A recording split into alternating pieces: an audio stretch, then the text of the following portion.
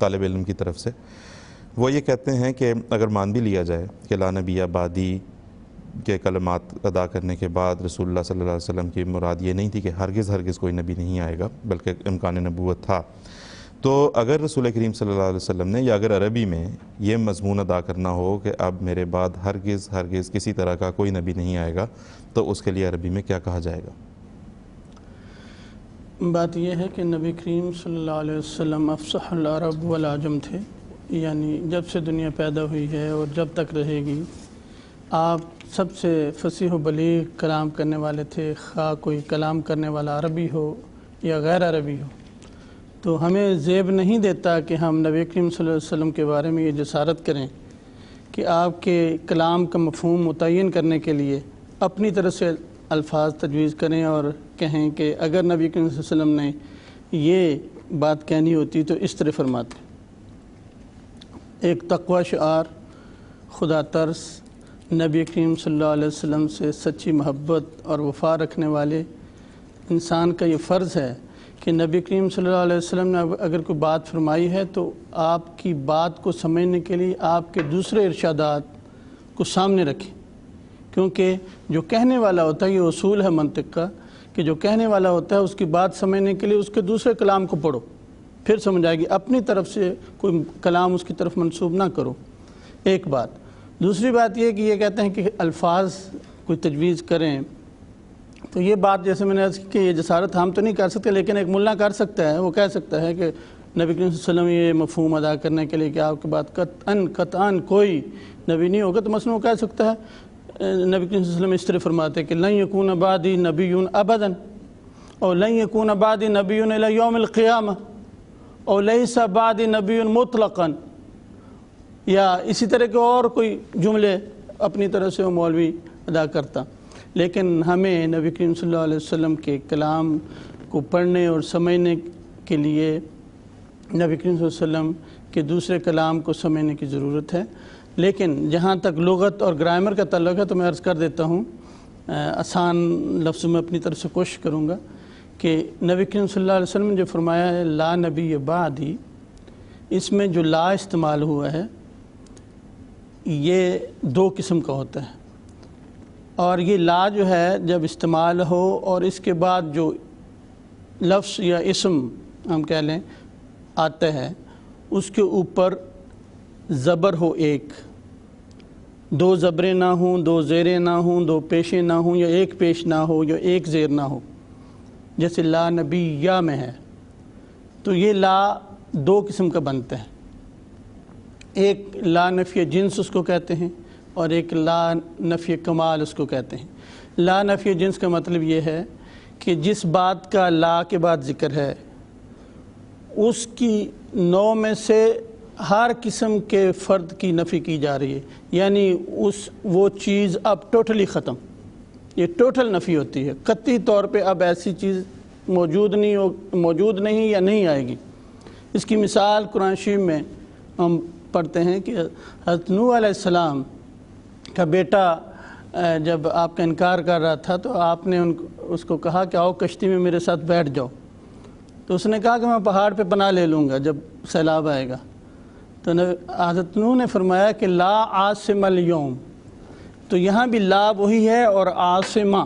میم کے اوپر زبر ہے جیسے میں نے عرض کی، تو مراد یہ ہے کہ آج کوئی بچانے والا نہیں، ٹوٹل نفی ہے کسی بچانے والے کی۔ اسی طرح ہم تشہد کے درمیان پڑھتے ہیں لا شریک لہو، وحدہ لا شریک لہو، تو شریک کے اوپر جو زبر ہے اور اس سے پہلے جو لا ہے یہ بتاتا ہے کہ اللہ تعالیٰ کا کوئی قطعاً کوئی شریک نہیں، تو یہ مثال ہے لا نفی جنس کی کہ یعنی ٹوٹل نفی۔ اور دوسرا جو ہے لا نفی کمال جو میں نے عرض کی، اس کا مطلب یہ ہوتا ہے کہ ایسا وجود، ایسی چیز ہو سکتی ہے لیکن اس پائے کی نہیں ہو سکتی جو اس کا پہلے ذکر ہو چکا ہے۔ مثلا اس کی مثال نبی کریم صلی اللہ علیہ وسلم کے کلام میں بخاری شریف میں ایک حدیث ہے، آپ نے فرمایا کہ اذا ہلک قیصر فلا قیصر بعدہ، کیسر روم کا ذکر کرتے ہوئے فرماتے ہیں نبی کریم صلی اللہ علیہ وسلم کہ جب یہ کیسر ہلاک ہوگا تو فلا قیصر بعدہ، کہ اس کے بعد اس شان کا کوئی قیصر نہیں ہوگا۔ ہم یہ معنی کیوں کرتے ہیں؟ اس لیے کہ قیصر نام کے کئی اور بادشاہ رومیوں میں ہوئے، لیکن اس شان کا نہیں ہوا، کیونکہ مسلمانوں نے ان کی طاقت توڑ دی تھی بعد میں، اور اس کے بعد آہستہ آہستہ ٹوٹتی گئی، جیسے کہ تاریخ کا یہ حصہ ہے۔ اسی طرح ہم مشہور شعر پڑھتے ہیں، سنتے ہیں، لا فتح الا علی لا سیف الا ذوالفقار۔ تو یہاں بھی لا فتح، یہ فتح والی فتح اور شکست والی فتح نہیں ہے، فے تے اور یہ ہے۔ فتح کا مطلب ہے بہادر، جوان، پہلوان۔ تو اس کا مطلب ہے لا فتح الا علی، علی جیسا کوئی پہلوان نہیں، کوئی بہادر نہیں، اور لا سیفہ، اور کوئی تلوار نہیں، الا ذوالفقار، ذوالفقار کی طرح کی۔ حقیقی تلوار اور یہ حقیقی پہلوان علی ہے، اور حقیقی تلوار ذوالفقار ہے، اس جیسی کوئی نہیں ہو سکتی۔ یہ لا نفی کمال کی ہے کہ اس جیسا کوئی اور نہیں ہو سکتا۔ اب نبی کریم صلی اللہ علیہ وسلم نے فرمایا لا نبی بعدی، اس کے بارے میں ہمیں یہ دیکھنا چاہیے کہ کیا نبی کریم صلی اللہ علیہ وسلم نے لا نفی کمال کے لیے یہ لفظ استعمال کیے ہیں یا لا نفی جنس کے لیے؟ جب ہم نبی کریم صلی اللہ علیہ وسلم کے ارشادات پہ غور کرتے ہیں تو ہمیں نظر آتا ہے کہ یہاں نبی کریم صلی اللہ علیہ وسلم نے لا نفی کمال کے لیے استعمال کی ہے، یعنی نبی کریم صلی اللہ علیہ وسلم جیسا، یہ آپ سے بڑھ کر یا آپ سے آزاد ہو کر یا آپ کی امت سے علیحدہ ہو کر یا آپ کی شریعت سے آزاد ہو کر قطعاً کوئی نہیں آ سکتا۔ ہاں نبی آ سکتا ہے۔ اس کی وجہ یہ ہے کہ نبی کریم صلی اللہ علیہ وسلم ایک طرف فرماتے ہیں لا نبی بعدی، تو دوسری طرف بار بار ایک آنے والے کی خبر دیتے ہیں۔ احادیث بھری پڑی ہیں۔ فرمایا لو عاش لکان صدیقا نبی، اپنے بیٹے حضرت ابراہیم علیہ السلام، نبی کریم صلی اللہ علیہ وسلم کے بیٹے جب فوت ہوئے تو آپ نے یہ لفظ فرمایا کہ اگر یہ زندہ رہتا تو سچا نبی ہوتا، بلکہ یہ فرمایا آپ کی قبر کے اندر ہاتھ ڈال کے، فرمایا کہ خدا کی قسم یہ نبی ابن نبی ہے۔ پھر فرمایا ابو بکر افضل هذه الامه الا ان يكون نبی، کہ ابو بکر اس امت میں سب سے افضل ہے سوائے اس کے کوئی نبی ہو۔ پھر سورہ جمعہ کی وآخرین منہم والی آیت جو ہے اس کی تفسیر میں نبی کریم صلی اللہ علیہ وسلم نے فرمایا کہ ایک رجل فارس آئے گا، اور اس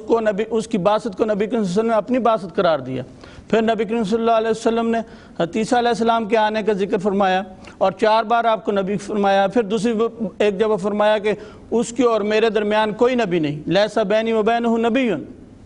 تو اب کیا بات ہے، ایک طرف نبی کریم صلی اللہ علیہ وسلم فرما رہے ہیں لا نبی بعدی، اور دوسری طرف اتنی بار اتنی تکرار کے ساتھ آپ فرما رہے ہیں کہ کوئی آئے گا اور نبی ہوگا۔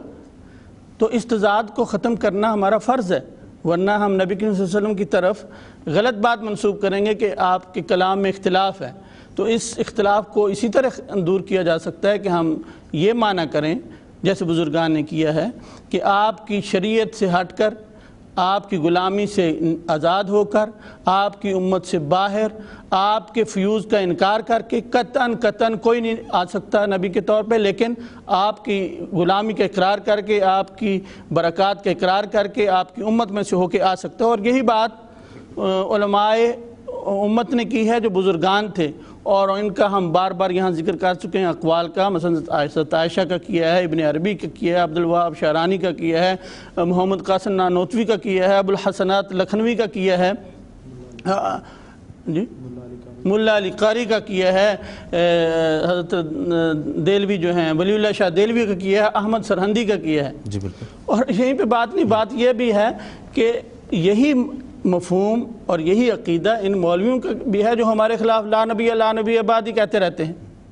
بالکل۔ وہ ایک طرف تو یہ کہتے ہیں، دوسری طرف حضرت عیسیٰ علیہ السلام کی آمد کا عقیدہ رکھتے ہیں۔ بالکل۔ تو ہم جب ان کو کہتے ہیں کہ یہ کیا بات ہے، ہمارے خلاف تم لا نبی بعدی کہتے ہو اور ادھر حضرت عیسیٰ علیہ السلام کی آمد کا عقیدہ رکھتے ہو، تو وہ کہتے ہیں یہ اس کا مفہوم ہے، پچھلا نبی آ سکتا ہے، نیا نہیں آ سکتا، ہمیں تم کہتے ہو تعویل کرتے ہو اور خود تعویل کرتے ہو۔ حضرت عیسیٰ علیہ السلام کے بارے میں تو قرآن کہتا ہے رسول اللہ بنی اسرائیل، تم انہوں نبی کریم صلی اللہ علیہ وسلم کی امت میں رسول بناتے ہو۔ وہ کیوں حدیث بھول جاتے ہو جس میں تم ممبروں پہ چڑھ کے کہتے ہو بلکہ کہ موسیٰ علیہ السلام نے جب نبی کریم صلی اللہ علیہ وسلم کی امت کی عظمت سنی تو تمنا کی کہ یا رسول اللہ یا اللہ مجھے اس کا نبی بنا دے،